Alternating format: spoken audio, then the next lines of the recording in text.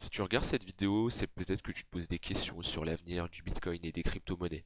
Peut-être que ton portefeuille est dans le rouge, que tu as perdu pas mal d'argent et tu te demandes si c'est la fin des crypto-monnaies, si c'est la fin de cette bulle qui aura duré, si c'est la fin une dizaine d'années.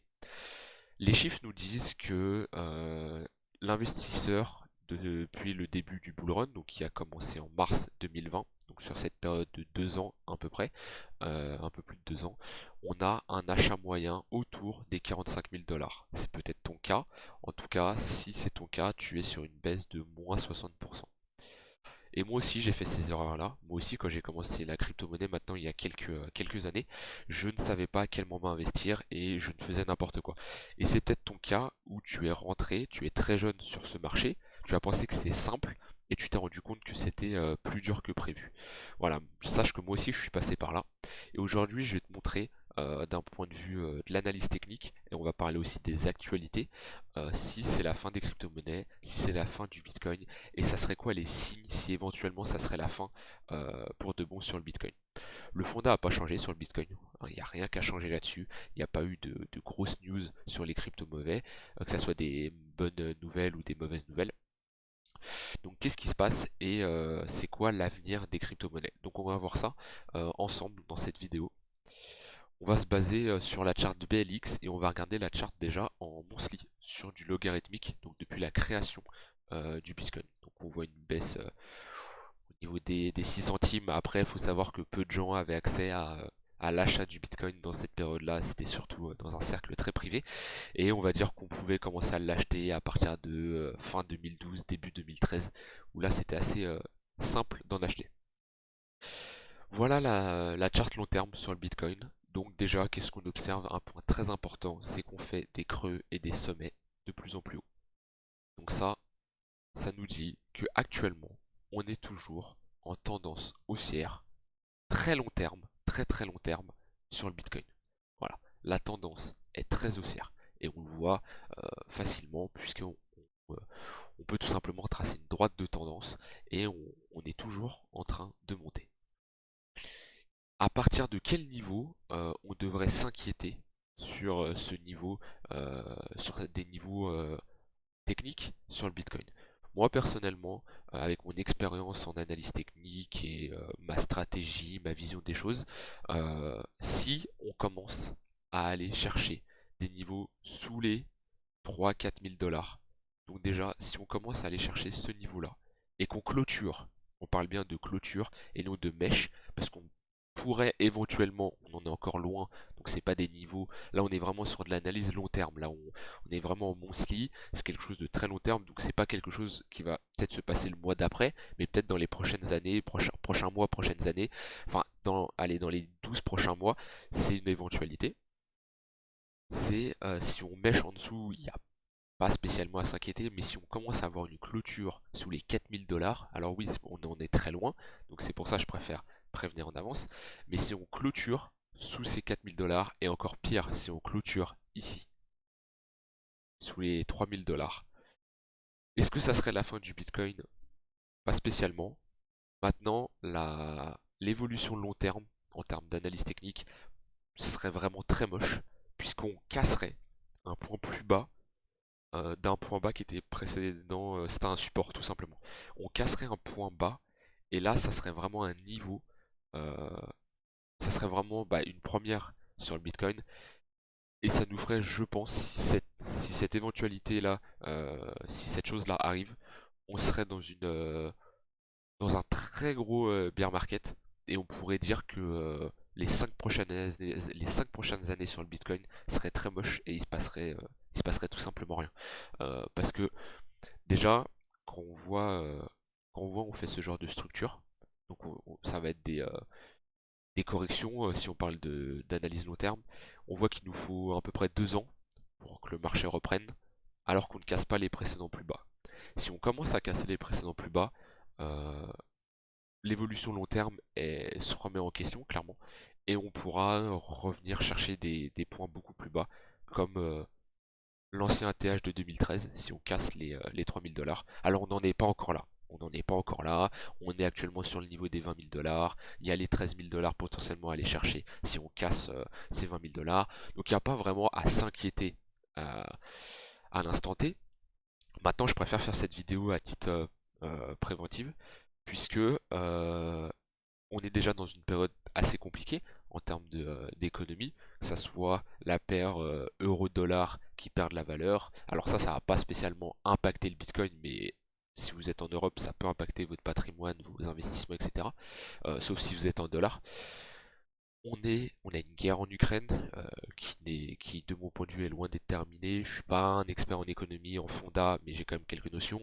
Et en tout cas, ça peut durer encore quelques mois, quelques années, et ça peut tout simplement impacter le prix du Bitcoin. Donc ça, faut faire attention.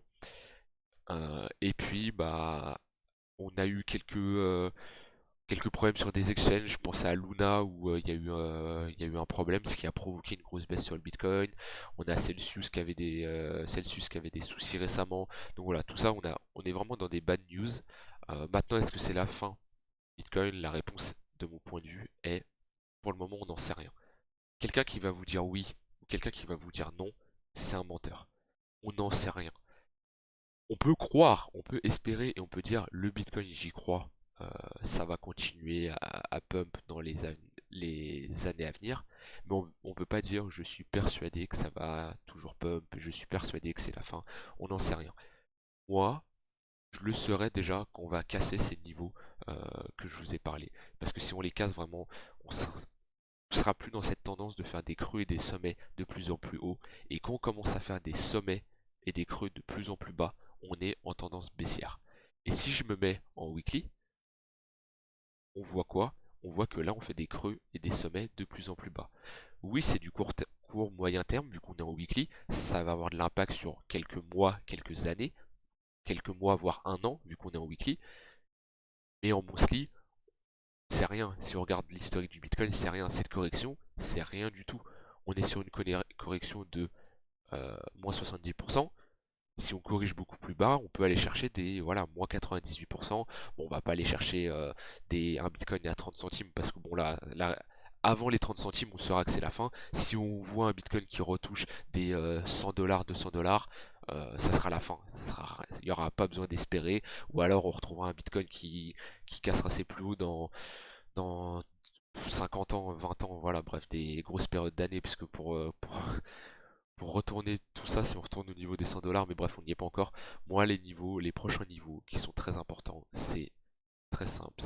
On est actuellement sur les 20 dollars. Les niveaux importants, c'est les 13 dollars, les 13 dollars, les 13 000 dollars, les 10 000 dollars, 10, 11 000 dollars. Et après, on ira chercher ces 4 000 dollars et ces 3 000 dollars. Et là, par contre, euh, si on va à ce niveau-là, ça pue. Ça pue clairement parce que là, la tendance, ça sera vraiment remis en cause. Donc voilà, donc actuellement, on peut pas savoir. Si vous êtes là pour la spéculation, vous êtes là pour uniquement faire de l'argent, euh, patientez. Patientez parce que, en fait, si vous investissez là sans croire au Bitcoin, mais que vous êtes là juste pour faire de l'argent, en fait, si vous perdez, vous allez vous en vouloir parce que en fait, vous investissez dans quelque chose que vous ne croyez pas en tendance baissière. Donc vous êtes en tendance baissière et en plus vous y croyez pas. Donc là c'est très dur de d'investir dans ce genre de situation. Par contre, si vous y croyez, voilà, faut vraiment y croire. C'est pas en mode j'y crois pour me faire plaisir et me convaincre. Faut vraiment, voilà, être conscient mentalement de ce que la blockchain, les crypto-monnaies représentent. J'englobe tous les NFT, etc. Et si vous y croyez, euh, bah tout simplement vous êtes en on va revenir sur ce que je disais tout à l'heure mais vous êtes en je vais juste supprimer ça, on va se mettre en weekly, vous êtes en perte de moins 60%.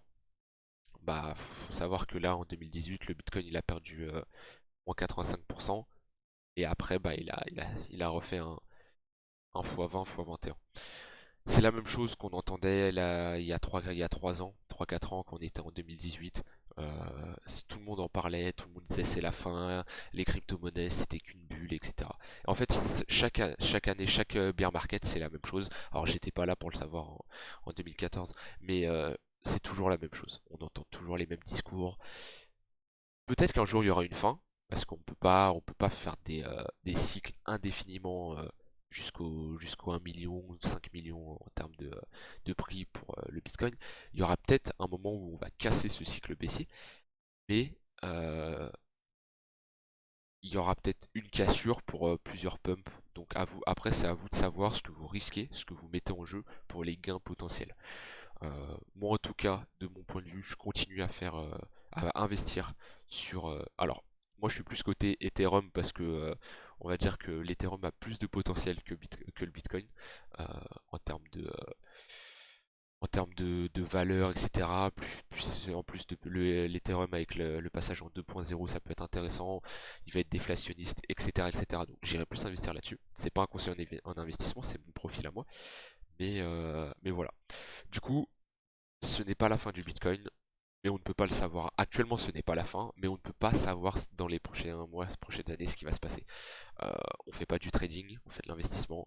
On sait pas, ça se trouve je veux pas faire peur, mais ça se trouve dans 3 ans on sera en guerre. Le Bitcoin il sera à 100 dollars, mais quand tu es en guerre, t'en as rien à foutre du prix du Bitcoin parce que ça, tu t'en fous complètement. Il y aura plus important à faire qu'un Bitcoin à 100 dollars. Il y a des priorités dans la vie, on va dire, mais on n'y est pas encore. Donc chaque chose en son temps.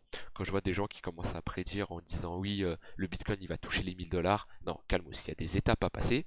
Maintenant, sois juste conscient que si on va en dessous des 3000 dollars, c'est très moche pour la suite.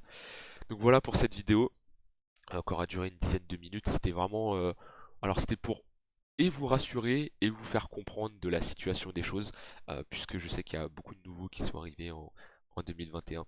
Et, euh, et voilà, donc en tout cas mon but c'est vraiment de vous aider, de vous apporter de la valeur sur ce marché qui est difficile. Je pense que vous avez facilement, vous êtes facilement rendu compte que c'était pas si facile que vous le pensiez, parce qu'au début c'est simple. Les gens en 2021-2022 comment ils commençaient, ils voyaient des TikTok, ils voyaient des vidéos, comment se faire de l'argent facilement, le Bitcoin va atteindre les 100 000 dollars, etc. Et bah vous avez investi et j'ai envie de dire tant mieux et à la fois pas tant mieux parce que bah, tant mieux parce que si le marché n'est pas mort, vous allez avoir des grosses opportunités. C'est vraiment une passion si vous allez y prendre goût tout simplement si vous aimez ça. Et pas tant mieux parce que bah c'était peut-être mieux d'arriver maintenant, sauf que il y a personne qui arrive maintenant en fait. Les gens ils découvrent toujours la crypto en plein bull run quand le Bitcoin est haut. Et c'est toujours comme ça, comme je l'ai découvert en 2018 et comme les gens l'ont découvert enfin, en 2017 et comme les gens l'ont découvert en 2021. Et, euh, et ben les gens en fait il leur faut plusieurs cycles pour comprendre si vous n'avez pas l'état d'esprit, si vous avez peur, etc. Mais là je pense que quelqu'un qui est arrivé en 2021, bah, il a eu une bonne leçon et il ne refera plus les mêmes erreurs pour le prochain cycle. Un cycle, c'est suffisant pour apprendre. Moi, j'ai appris beaucoup 2017, 2018, etc. Et, euh, et voilà, ça m'a permis d'être meilleur sur ce cycle. Donc voilà, j'espère que cette vidéo vous aura plu. J'espère que ça vous aura aidé. Rejoignez le Discord qui est en description. Ça va vous permettre d'échanger avec moi. Je fais des coachings gratuits. J'apporte pas mal de messages de valeur où mon but c'est de vous faire progresser. Et c'est dans ces moments-là qu'il faut se former. Parce que là, il n'y a pas grand-chose à faire. On est en range, faut patienter. Et bah, quitte à patienter, autant se former. Voilà, j'espère que cette vidéo vous aura plu. Si c'est le cas, abonnez-vous, lâchez un like, un commentaire et je rejoignez le Discord et on se retrouve très bientôt pour une autre vidéo. Bye bye.